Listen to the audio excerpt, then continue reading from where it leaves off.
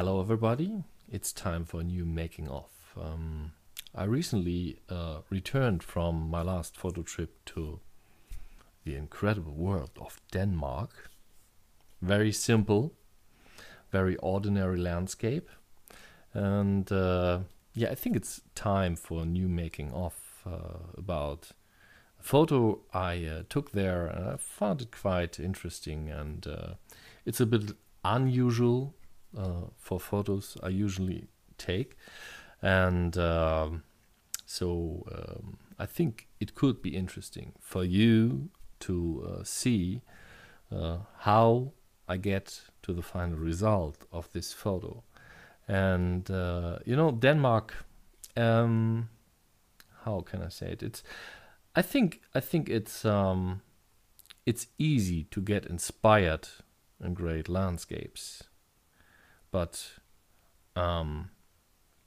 it's hard to get a good shot in ordinary landscapes. And I think this is typical for Denmark. Everything is very flat, and it's a very urban landscape, and you have lots of farmlands, and all the sceneries at the seascapes are very, very ordinary. And a great photo in Denmark, I guess, it depends very on the weather conditions, and the landscape can change very, very fast if the weather is right. And because of the far side, there's lots of space to catch this changing weather conditions. And this photo is an example for dealing with this simplicity, and maybe with this ordinary, or to find something, and also with struggling and dealing with problems. And I will show you a photo. You can see this here. It's taken by my wife, and with an iPhone. And you can see, if you see, it's me. Obviously, it's me. And maybe if you see this photo, you ask yourself, what the hell is he doing in this greenish gross mud in front of the sea? On the top left, you can see the changing light situation. We stay in the van most of the time during the day because of heavy rain, and the rain stops, and I see on the horizon there on the left the clearing up of the sky. And I know as a landscape photographer, this changing weather conditions are always good for great photos. And I know since my photo trip on Iceland, where you have lots of dark volcano beaches, that green and black is working very well. And now we have to talk about vision. And this is always complicated if you talk about vision, talking about a photo. It ruins everything. So, but for explaining how I make decisions on this photo, it's important to talk about this. So this blackness and this green tones are something like death and life, very, very near together. And it's something like antagonists that are working together. It's something like poles in life. And so I think this fits perfectly together.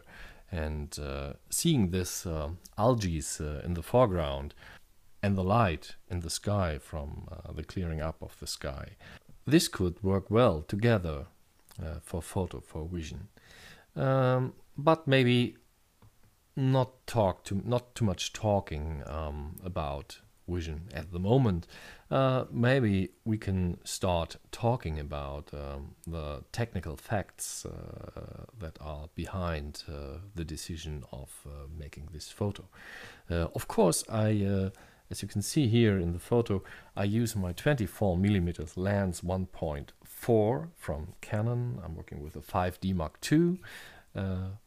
And in front of the camera you see obviously an ND graduated filter, two-stop hard from Stingray. I love the filter from Stingray. They are working perfectly for me in certain conditions.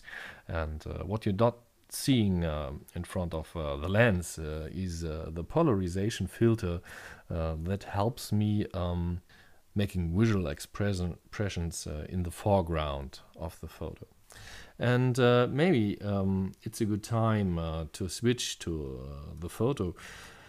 And you can see here now in Lightroom, this was the shot I have done, and it is obviously, compared to the photo taken with the automatic exposure of the camera of the iPhone, it is darker, and the reason why is I underexposed this photo. Of course, I underexposed this photo to work out the darker tones of this photo. I keep an eye on the foreground to have a good exposure, especially for the foreground. Underexposure means that it's hard to get more shutter speed, and I like it if the shutter speed is above 1 second at least on seascapes, because it's flattened and smooth the water, the surface of the water. So I work on f/22 on the 24mm lens from Canon 1.4, and it's good to have this lens, and it's not always a sign of quality if you have a lens that has a wide, or is able to open wide in terms of aperture. It's more important in terms of landscape photography to gain time for the exposure. And so I work with f/22 on this lens, and I like working with f/22 because there's also there's still a high quality for this photo, and I often use ISO 50 also on this image to gain stop in terms of exposure. So I come with all the filters in front of me to shutter speed of 1.6 second, which is quite enough for this photo. Talking about filters, you see the filter effects of the neutral density graduated filter from Stingray two-stop hard. I told you before on the sky. It's quite dark, and there's this light, this clearing up of the sky in the background, which I'm heading forward using the two-stop hard filter. And as you can see in front of the photo here, there's some structure you can see below the surface that was pronounced by using the pull filter. Talking about filter, there was a second exposure I took in which I tried to capture more softness on the surface of the water. I show you the photo here. It's also the final retouched photo, and as you can see, this photo has a smooth surface of the water, but it also have this bluish tones in it, and this is the reason why you should not use a big stopper from Lee, although it's a great neutral density filter which gives you 9 or 10 stops in terms of exposure. So this was not the final image I was heading forward, because the blue tones ruins all things about the vision I was telling you before. But coming to the final photo, I show you the final photo and the final retouched photo in Lightroom. As you can see, this is the final result of retouching the photo, and compared to the beginning, you can see there's lots of retouching in it, and this is not typical for me. Normally I try to do the best in the camera, and I'm not a big fan of retouching too much. So how does it come from this photo to this photo? Of course, it's done in Lightroom, and I will try to reconstruct all the decisions I've made to gain this final photo. Okay, let us come to some basic retouching. Even though this photo is obviously very dark and a bit underexposed, it's not dark enough for me. So I underexpose the photo till the foreground becomes a little bit too dark, or maybe not too dark, and I also put in the photo some contrast, and this is very important to pronounce the light in the background, the clearing up of the sky. Coming to the fine-tuning of the highlights, shadows, whites and blacks, and I try to darken the photo using the highlights slider here. Try to highlight the foregrounds a bit, and I think the white slider is not best to use at the moment, because it's ruining the nice contrast here in the sky. And I also pull up the black slider here to get more structure and more definition in the foreground. To gain a little bit more structure, I reduce the highlights a bit, and I try to pronounce all these the structures here with the clarity slider. I love the clarity slider in terms of landscape photography. And now I think I'll lower the blacks a bit. And of course I use the vibrance slider a bit, not too much. This will saturate especially the greenish tones in the foregrounds. Coming to the curve, the tone curve, I use it to gain more contrast, and I use this little dot here from the tone curve to gain more contrast in the sky, and I try to highlight the highlights even a bit more, and I think this works quite well for me. It also brings out a little bit more structure here in the green tones. Okay, coming to the HSL panel here in Lightroom, you can do great things in terms of color with it. And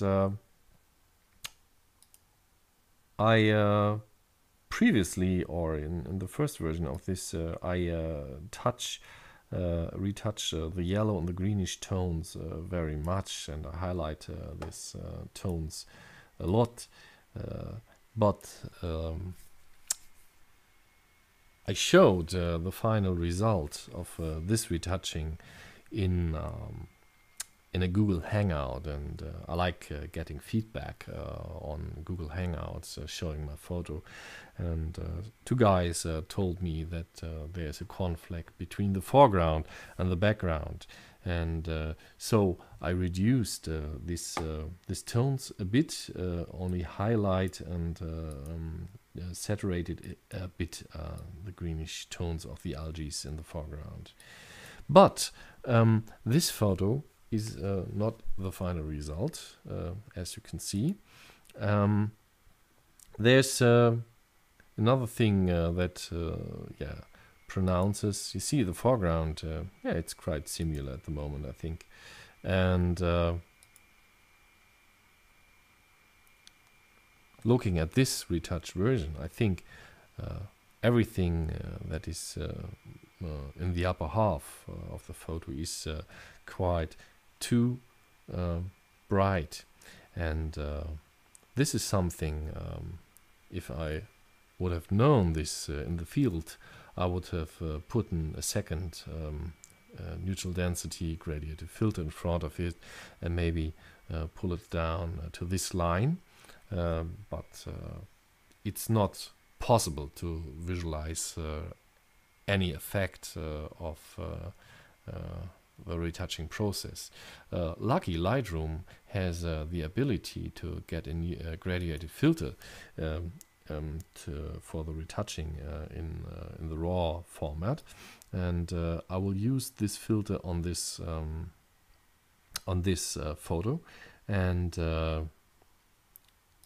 I use this especially to darken the sky. I will open up the width of this area of effect here, so I darken the photo a bit. I put a bit more contrast in it, and of course clarity helps, and I will give some saturation in it, especially to saturate the reddish tones. The red tone is complementary to the green tone in terms of color theory, which also pronounce these antagonists of life and death in this photo. But I'm not talking too much about vision, I told you before. And I will do some fine-tuning here, and I think I will darken the photo quite a bit. This is quite working well at the moment. The next step for retouching this photo will be a vignette. I often use vignettes in landscape photography. When I try to put on a vignette here, you see two things that are not working so well. The vignette is darkening this part of the highlight of the sky, and this is not working so well because there's not very much of this reddish tones in the sky. So I don't think that it is a good decision to even darken this part of the sky there. The vignette is also darkening the foreground, and I think this is also not a very good thing. So I'm not using the vignetting panel here in this photo. I double click on Amount, so I got the original version. So I'm coming to the adjustment brush, which helps me to darken. I lower the exposure here, which helps me, and I try to switch off auto mask, and I think 30% density of this adjustment brush is a good decision. So I try to draw in the vignette with the adjustment brush. I cannot do it so precise in this tutorial, but you can see I can avoid this area which I don't want to have darkened in, and I try to darken only a little bit of the foreground here, and also reduce the density for the border here of this, and to try to make it more even. And what I do also is I try to darken this part of the sea to get another thing that is important for me. I want to have a relation from the background to the foreground, and there's something like this diagonal light beam, or maybe maybe this relation in terms of light between these two objects. And I also try to pronounce this with the adjustment brush by highlighting or by dodging this area a bit.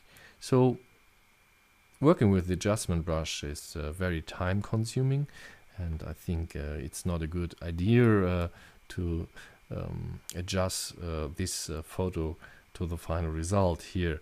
And I also make a little bit adjustment in the sky, especially to I will show you here to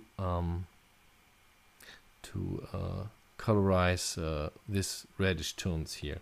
I use the auto mask tool to only to affect this reddish tones here, and you can see it's working quite well. It's also highlighting the sky here, and I can do this also a little bit here on the right side.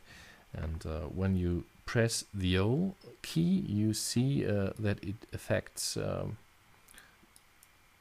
most of the time of the highlight areas here. It's not so very precise now, but you can see what it's doing now.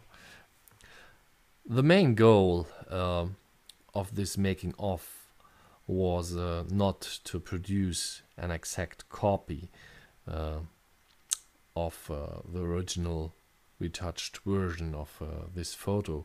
This making of is more about how I make decisions for this retouching, and I think it is more important to learn something about this decision making, to implement it to your own style of retouching. So it's not always about values and sliders you can manipulate. It's more about thinking, it's about feeling and getting a vision that is expressed by the final photo. And as you can see, it's a little bit different from my original retouch version, and I think it's a question about fine-tuning with the adjustment brush at the moment. So this making of is coming to an end. I hope you enjoyed this little tutorial about strategies in making a photo. And if you like this little tutorial, please write down something in the comments, or write me an email, or look at my blog. And of course, please reshare this video. You can find more videos on YouTube, and some of them are in German language because I am from Germany, but some of them are also in English language. So feel welcome and have a look at all my work there on the YouTube channel, or follow my blog, or follow me on Google+. I need followers on Google+, but I need more followers on Twitter. You can follow me on Twitter. I often tweet in English language, so feel welcome and follow me also on Twitter. Your comments are making these tutorials better, and also are your comments very important for me personal, because I'm growing from feedback. And this is all about sharing informations. And maybe we will see us again one day in real life, or maybe somewhere on the web, which is quite obviously more possible. And until then, have a nice time. See you. This was Olaf Bathke from Germany. Have a nice time. Bye bye.